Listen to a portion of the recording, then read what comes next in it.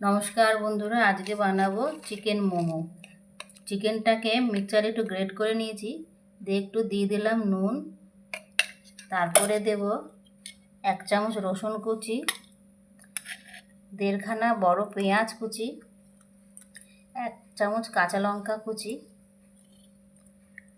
আধা চামচ আদা কুচি আর একটু ধনেপাতা কুচি দিয়ে এবার ভালো করে মেখে নেব।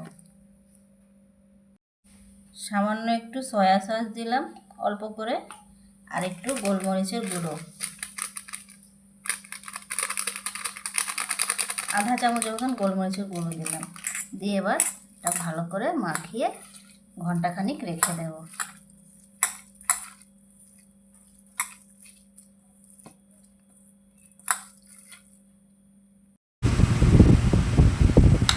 মোমোর লেচিগুলো বেলে নিয়েছি, এবার স্টাফিংটা দিয়ে মোমোটা রেডি করে নেব।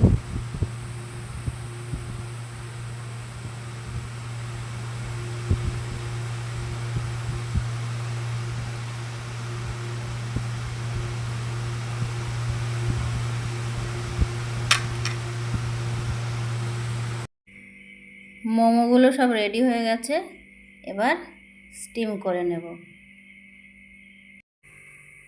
মোমোটা এবার স্টিমে বসিয়ে দিলাম, 15 মিনিট পরে নামিয়ে নেব। আমার মোমো হয়ে গেছে। যদি আপনাদের আমার এই রেসিপিটি ভালো লেগে থাকে তাহলে লাইক, কমেন্ট, শেয়ার ও সাবস্ক্রাইব করে পাশে থাকবেন। দেখা হচ্ছে পরের ভিডিওতে।